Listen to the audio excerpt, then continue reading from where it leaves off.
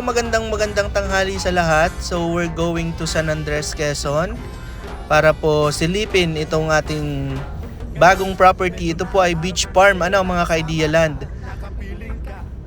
Bale, andito ako ngayon sa may San Narciso going to San Andres Road. Ito yung NBL gasoline station. Bale, yung mga buyers namin ay doon namin mini-meet up. So fast forward po tayo para mas mabilis po kasi sobrang haba nitong video na to. So bali meron tayong distance travel na 25 minutes from doon sa kanto na yon ng papasok sa San Andres. So eto na, nakapasok na tayo sa San Andres. So malapit na tayo sa property. So ito yung papasok mismo sa property natin. So Barangay Tala, ayan. Dito po sa papasok na ito, makikita nyo yung barangay hall. Ayan, may tindahan din dito. So ang kagandahan dito sa ating beach farm ay malapit siya sa highway. Tapos sa barangay road naman, ito yung barangay road niya, ay may 200 meters naman na layo papunta dun sa property. So ang kagandahan ay meron tayong right of way na 10 meters wide. Tapos 200 meters po ang haba sa papasok doon sa ating property. So andito na po ako ngayon sa mismong property. Bali, pasok po yung sasakyan natin. Ayan na po yung mismong property.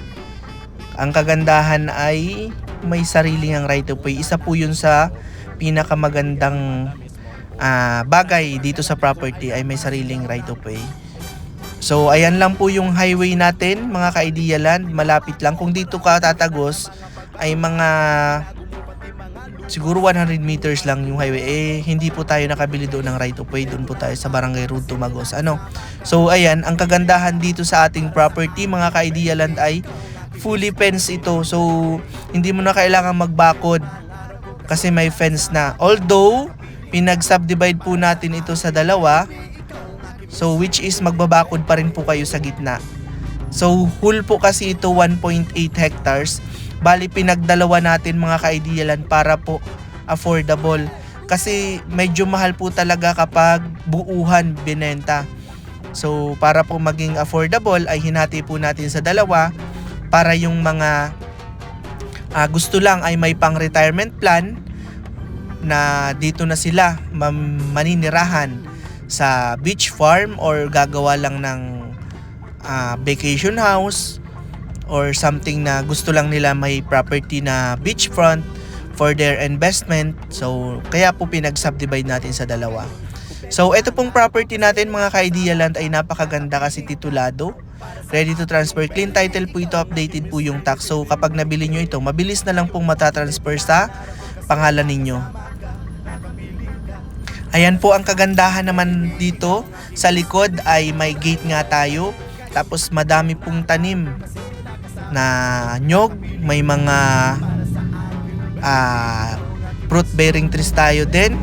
So may pailan-ilan yan. Meron tayong mangga. Ayan, makikita nyo. Meron pang bulaklak. Ayan. Bonggabilya ang tawag dyan.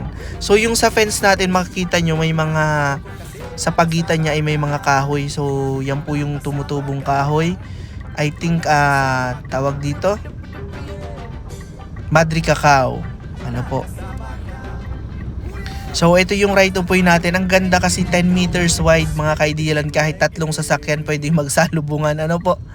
Tapos 200 meters hanggang dun sa ating barangay road. Kaya walang problema.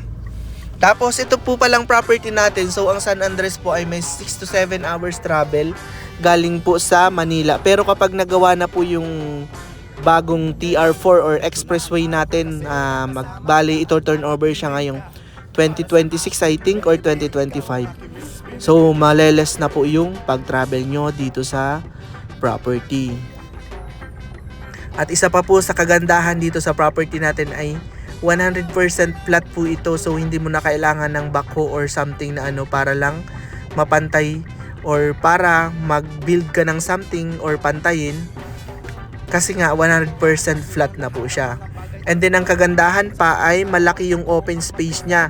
So ibig sabihin kahit mag-build ka ng mga buildings, hindi ka napuputol ng puno. So you can build without sacrificing the trees, mga ka-idealan. So napakaganda.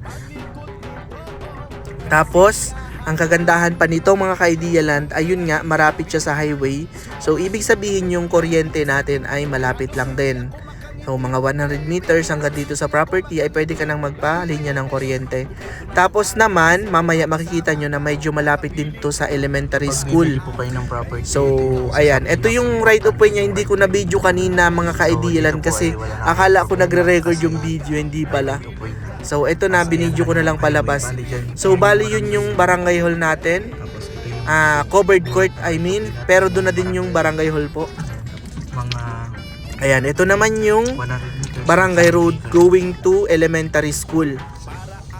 Ayan, papunta po dyan. Daanan natin temporary. So, itong barangay road na ito ay dito po nagdadaan yung mga estudyante natin. So, fast forward na po natin kasi medyo mahaba po itong video na to. Ayan. So, dito naman, ayan, makikita nyo may linya na ng kuryente going to elementary school yan. Saka marami na din po ditong kabahayan sa may part na ito. Yun yung kagandahan sa property natin. Hindi siya tagong-tago. Hindi din naman siya malapit sa public place. So tama lang. Tahimik din dun sa lugar mga ka-idealan. So eto na. Papunta na tayo ngayon dun sa property. Bale itong unang yan na nakita nyo sa video na may kubo ay na-solve na po yan. Tapos itong pangalawang may kubo ulit ay na-sold na rin. And then itong pangatlo, yan na po yung property natin mismo. Ayan, may kubo rin po tayo dito. Ito po yung Ragay Golf, yan.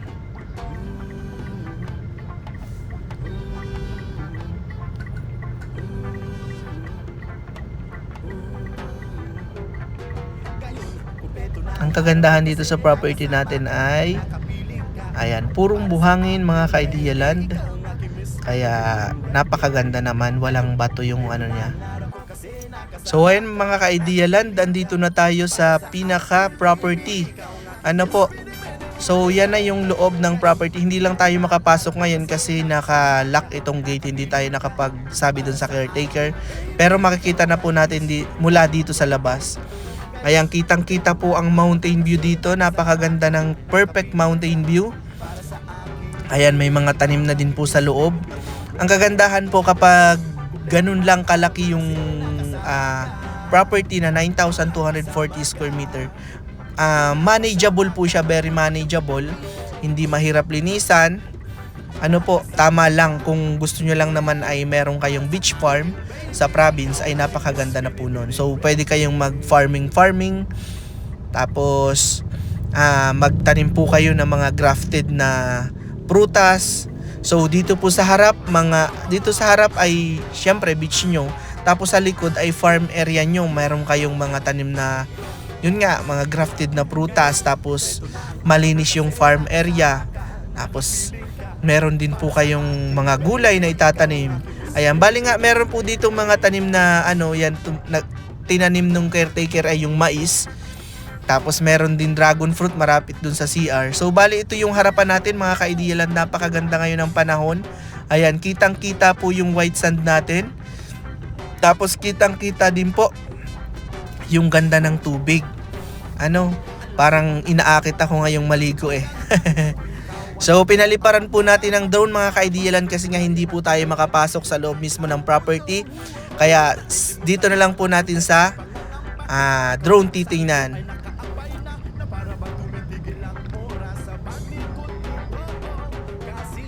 So bali ang frontage pala natin mga ka-idealand ay kasi nga divide natin sa dalawa.